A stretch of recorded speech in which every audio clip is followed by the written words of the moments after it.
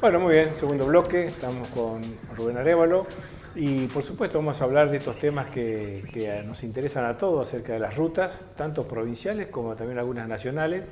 Y bueno, buenas noches Rubén, ¿cómo estás? Buenas noches, Franny, y buenas noches a toda la audiencia que habitualmente sigue tu programa.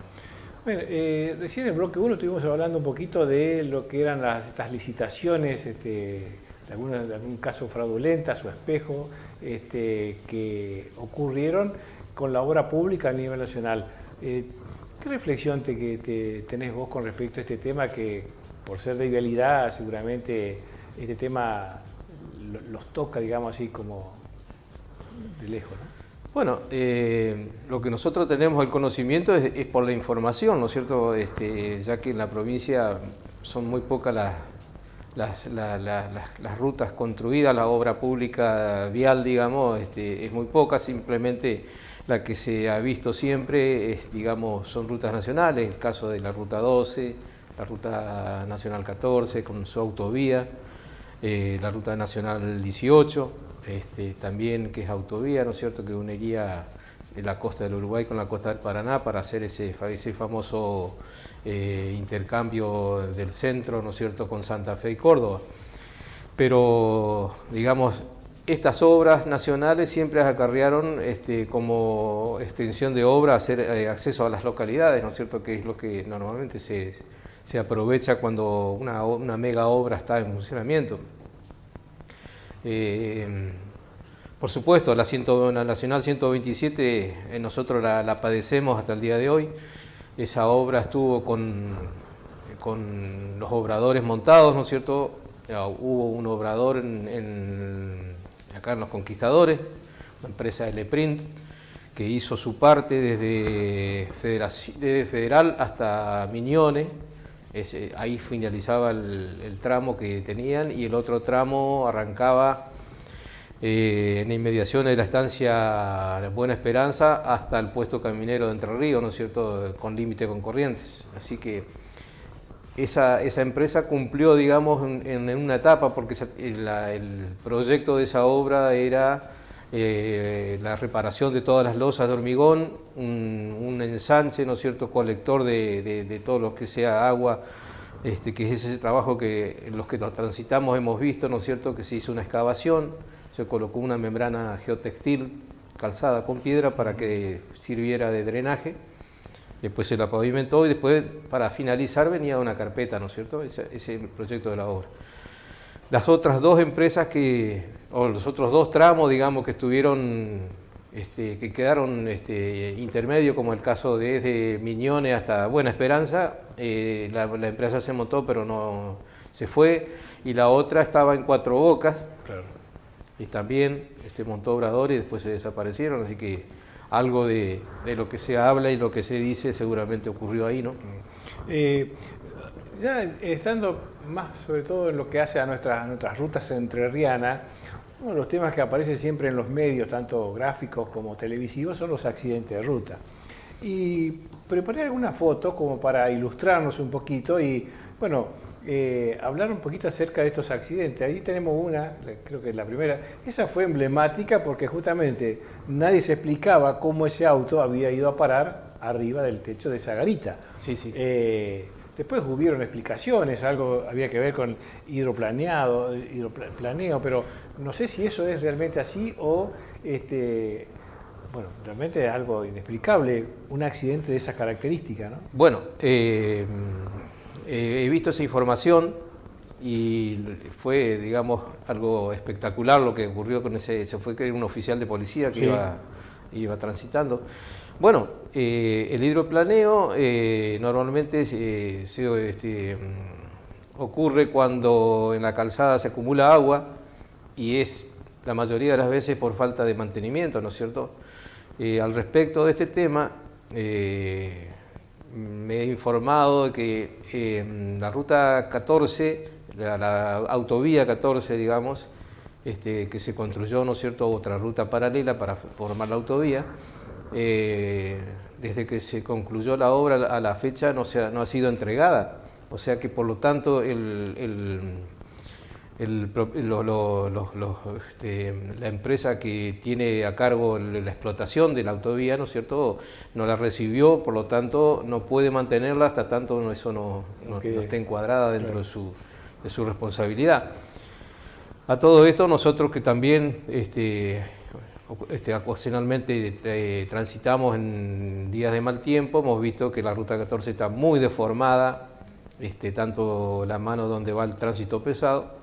Por lo tanto, ese tema es un tema de mantenimiento y de falta de preocupación, digamos, por en este caso comitente que viene a ser Vialidad Nacional, de entregar esa ruta y hacer que la concesionaria cumpla con su cometido, que es de mantenerlo, ir señalizando y haciendo todas las reparaciones competentes a su contrato, ¿no es cierto? Claro. Creo que tenemos la foto número 9, Sebastián, que es la siguiente, que son dos similares. Bueno, eso es justamente otro accidente sobre la Ruta 14, ya a la altura de San José, el despiste, muchas veces, como vos bien lo decís, por acumulación de agua sobre la cinta asfáltica, ¿no?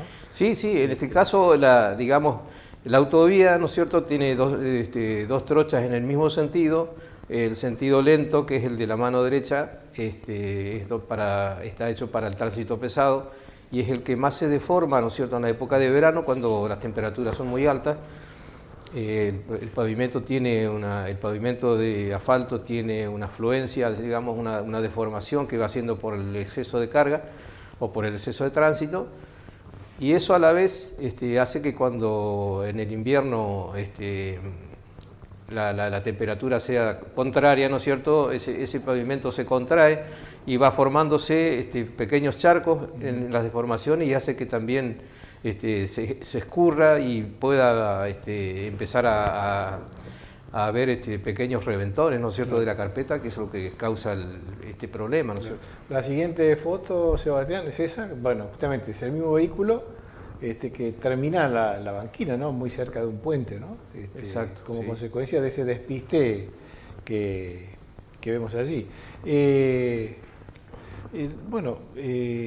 Un tema que también es importante es la demarcación, tanto horizontal como vertical. Creo que tenemos la foto número 11, Sebastián, si habla un poquito muestra, bueno, justamente este es un tramo de la ruta donde se ve cómo está desprendiéndose, podríamos decir así, el asfalto nuevo, y queda ese asfalto de la ruta que era la vieja ruta, ¿no? Exacto. Bueno, ahí tenemos el ejemplo de lo que estaba diciendo, ¿no es cierto? Esa forma de surco que queda es el fresado, que es una forma de trabajar y de evitar, digamos, la deformación. Pero tenemos también en el centro de la imagen, donde va la línea central, donde vemos lo que te decía recién, o sea, los cambios de diferentes temperaturas hacen esos reventones, ¿no es cierto?, que también hacen acumulación de agua y, por supuesto, ante por ahí un chofer o un conductor que va distraído y siente el impacto del neumático, a veces volantean y eso ocurre que a una alta velocidad pueda ser un problema para el tránsito, tanto del que viene o el que van en el mismo sentido, ¿no es cierto? Así que los despistes normalmente ocurren por este tipo de cosas. La siguiente foto, Sebastián, tiene que ver con,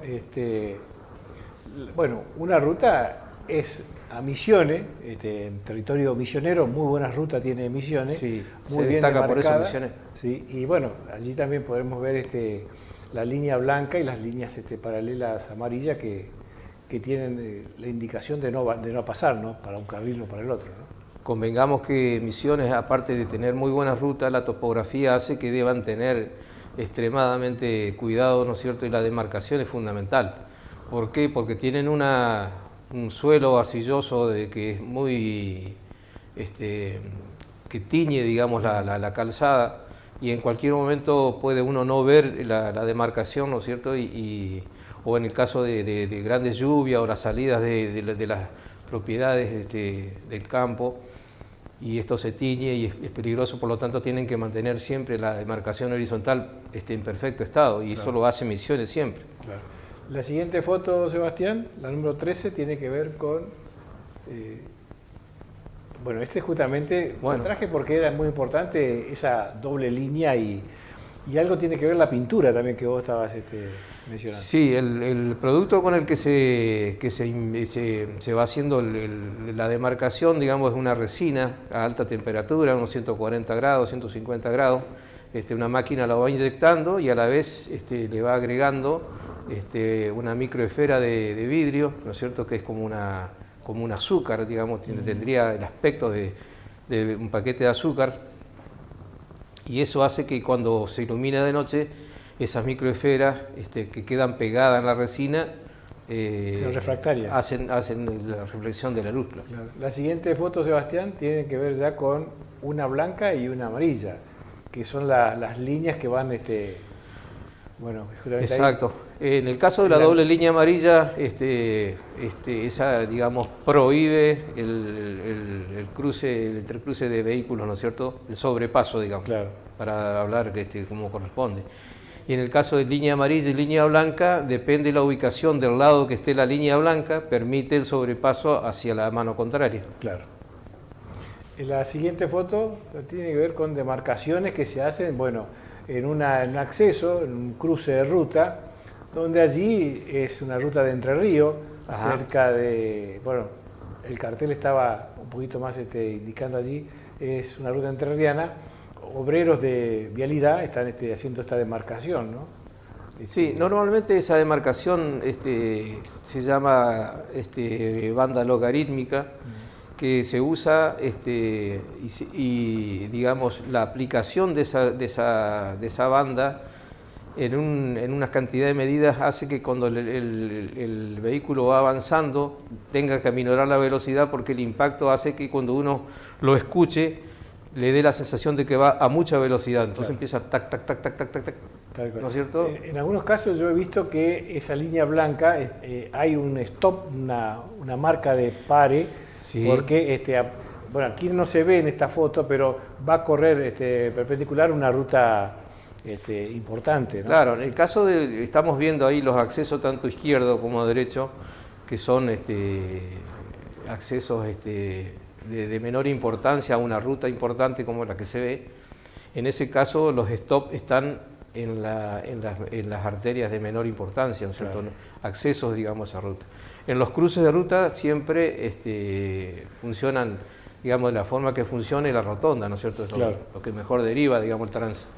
Allí haría falta lo que no se ve es la señalización vertical, ¿no? Seguramente la estarán por colocar más adelante porque, bueno, próximo hay una curva y debería haber alguna señalización que esté indicando... Sí, se ve también una máquina, en la banquina opuesta, en la banquina derecha se ve una máquina, se ve que es una obra que está, digamos, en etapa de señalización por los conos, por todo lo demás, ¿no es cierto? Sí. Pero nuestras rutas en la provincia carecen bastante de demarcación vertical y horizontal también, ¿no es cierto? En el caso nuestro tenemos la ruta 1, la ruta 2, que realmente adolecen totalmente de señales, ¿no? La siguiente foto, Sebastián, tiene que ver con la siguiente, bueno, justamente esa la que, digamos, marca o indica allí las velocidades que se deben transitar cuando hay niebla, ¿no? Correcto. Esa señal siempre está, digamos, en la calzada, porque es la forma de verla de noche por la neblina, ¿no es cierto? La parte de iluminación del vehículo, cuando uno va transitando, es lo que puede ver en la calzada. No se puede ver en la banquina porque normalmente eso indica que es zona de neblina, y ahí es donde mejor se puede observar, digamos, y la indicación de la velocidad. Claro. Y creo que la última foto, nos faltan una o dos fotitos más que tienen que ver con la balanza, ¿no? Bueno, una foto que la tomé de cerca de Federal, la 127, y que, bueno, indica una balanza. ¿Y por qué es importante las balanzas, Rubén? Bueno, Vialidad Nacional tiene sus puestos fijos de control de carga, ¿no es cierto? Y esta la de Federal es un ejemplo realmente de arquitectónico y todo lo demás, ¿no es cierto? Pero la provincia de Entre Ríos, lamentablemente, salvo la entrada al túnel, y creo que el Brazo Largo, Sarte, bueno, eso es nacional, pero la entrada al túnel es la única balanza fija que tenemos, ¿no es cierto?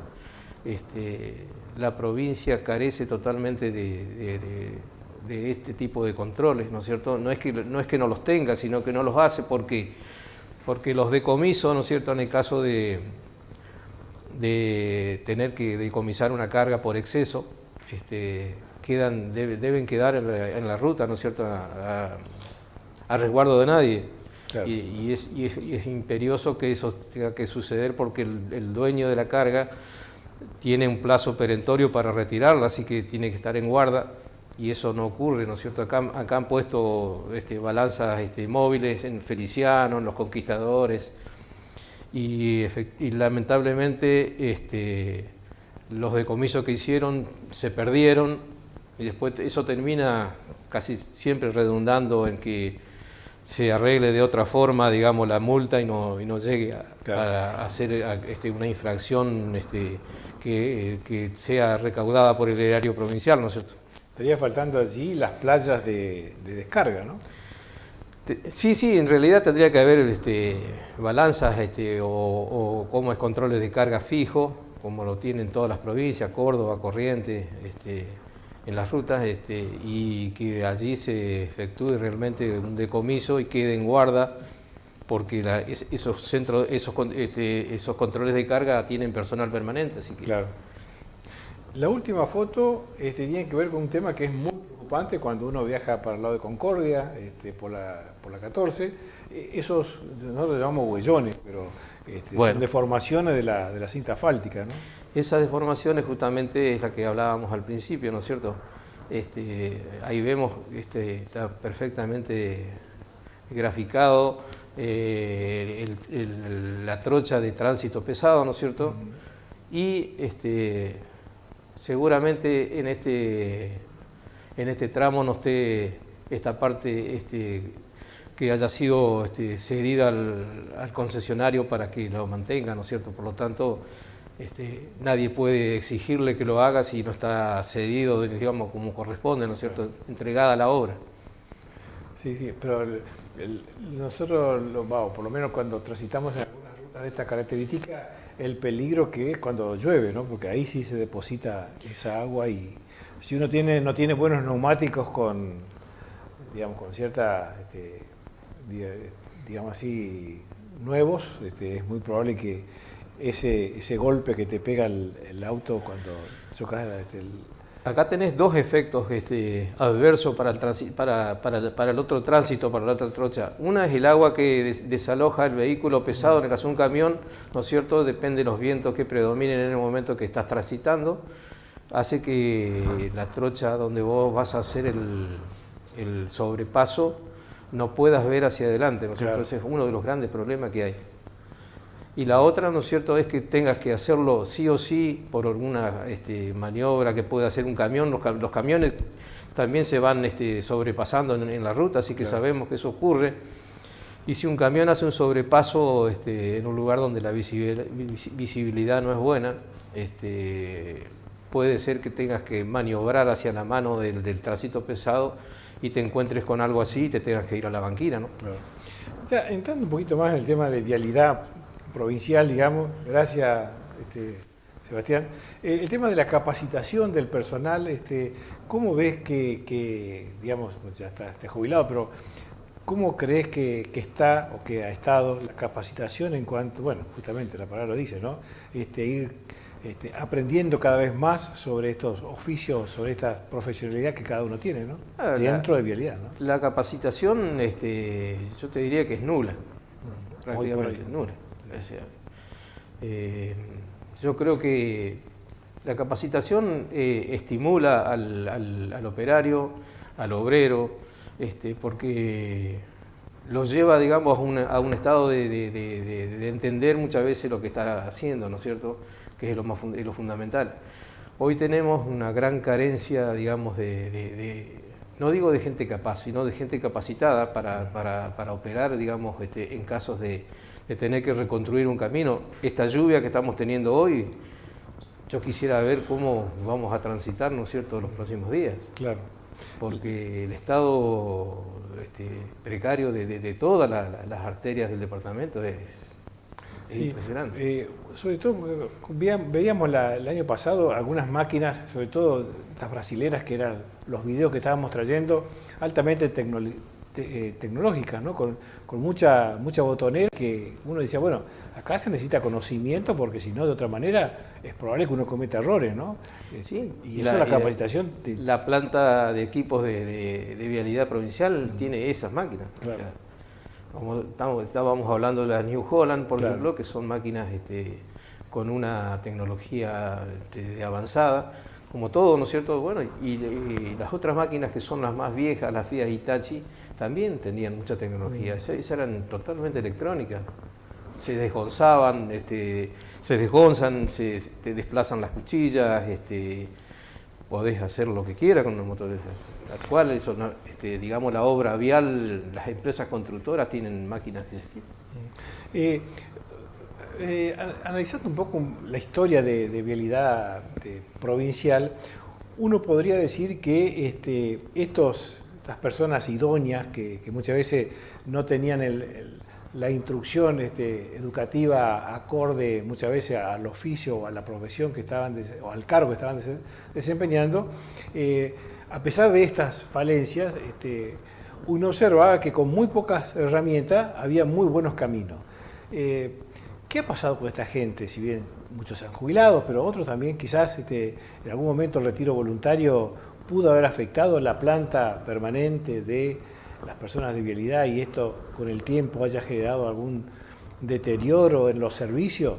Pregunto porque no lo sé. El retiro voluntario, cuando se implementó, a vialidad la diezmó prácticamente, ¿no es cierto? Porque toda aquella persona que tenía ciertas condiciones como para retirarse, se retiró, ¿no es cierto?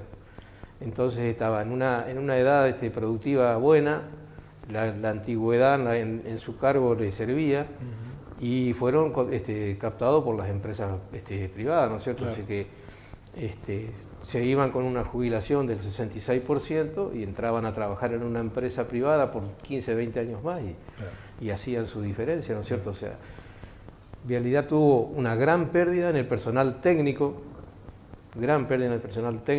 técnico vial, digamos, que tiene que ver con la rama vial, así también con el personal mecánico.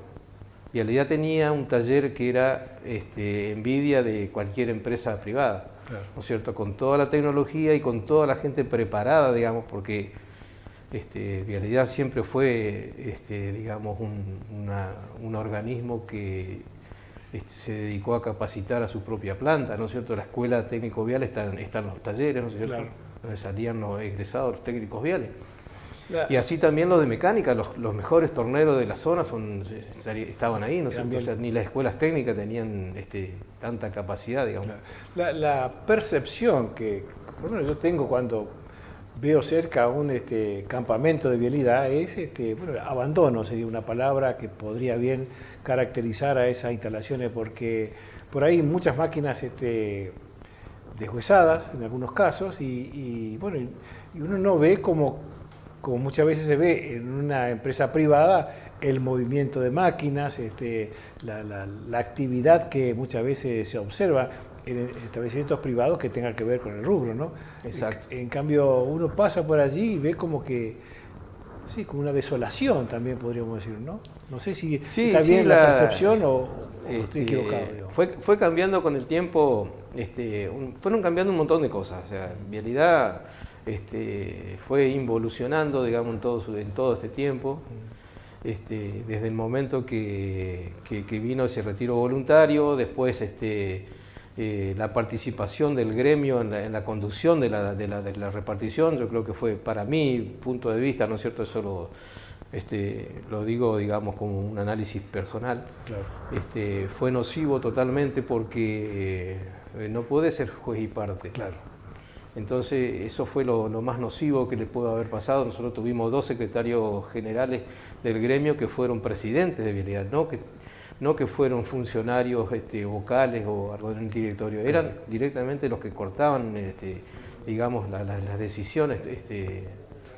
Y eso fue nocivo porque eso fue en detrimento de la pérdida de los controles, ¿no es cierto? Al no haber control. Al no haber control se fueron perdiendo las auditorías, los controles mecánicos, los controles, las auditorías contables, y todo empezó a ser, digamos, medio como de entre casa, medio familiar, y se fue perdiendo. Es lo que tenemos ahora. Claro. Es lo que tenemos ahora. O sea, tenemos una repartición que no ejecuta su presupuesto, que no sabemos qué pasa con ese presupuesto. O sea, todo lo que normalmente, digamos, es noticia, porque esto no es una cosa que uno lo investigue, sino que son noticias, ¿no es cierto? Claro. Y esto va llevando, digamos, a una depresión de la repartición que digamos, estamos, y todo el mundo lo ve la persona que está en un rincón de un distrito, lo ve la persona que está en una ciudad, lo ve la persona que está en una zona muy productiva, ¿no es cierto?, la necesidad de que Vialidad realmente cumpla su rol. Su rol. Y bueno, y un tema paralelo que lo estuvimos conversando con el diputado Vitor la semana pasada fueron los consorcios camineros, ¿no? Otro tema que es muy importante porque, bueno, marca un poco esta ayuda, o si se quiere decirlo así, al funcionamiento de Vialidad, y particulares que, bajo una normativa que todavía no está, porque debe ser por ley, colaborar en el mejoramiento o en el mantenimiento de la ruta, ¿no?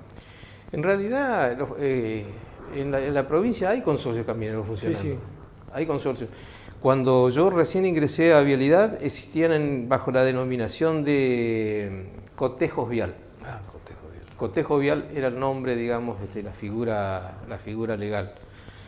Y muchos lugares, como por ejemplo Paraná Campaña, algunos lugares de alta producción, como Diamante, Victoria, funcionaban de esa forma, ¿no es cierto? Claro. O sea, era lo que en ese momento requería, digamos, la atención de caminos que eran importantísimos tenerlos en buen estado, para sacar la producción, porque nuestro socio, digamos, mayoritario es el Estado. Claro.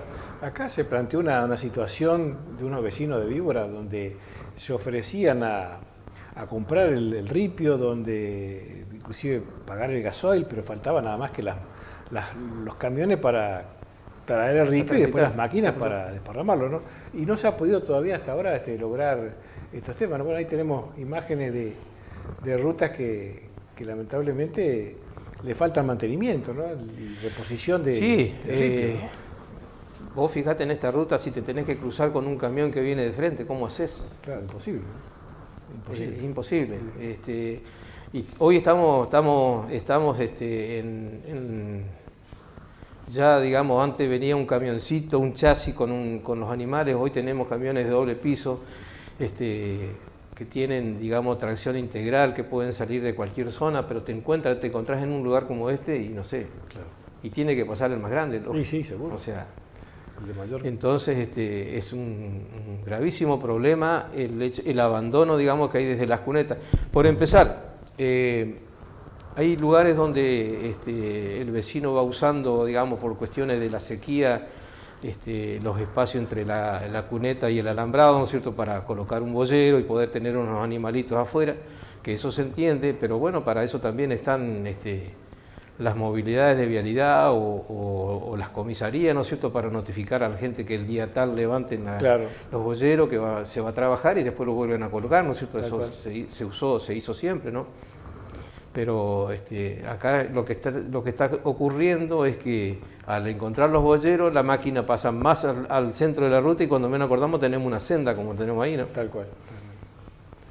Bueno, Rubén, muy bien. Yo creo que vamos a estar trayendo más imágenes de lo que es Vialidad y por supuesto con otros temas que surjan como por ejemplo lo que es ahora el tema del gas, un tema que tiene que arrancar de alguna manera, aunque sí, las medidas económicas que están anunciando indican que va a haber una disminución en algunas partidas presupuestarias. Si no se ejecutaron, es muy probable que no se ejecuten, pero bueno, eso va a depender ya no del análisis nuestro, sino de las decisiones políticas que se tomen a nivel nacional o provincial, ¿no? Pero por lo menos empezar a hablar de estos temas y decir, bueno, cómo cómo deberían ser las cosas en materia de gas, de rutas y de otros temas que seguramente manejas bien y te vamos a invitar a que nos ilustres. ¿Cómo no? Muchas gracias, Rubén. No, gracias. Bueno, muy bien, vamos a una pausa y ya está Hernán en el tercer bloque.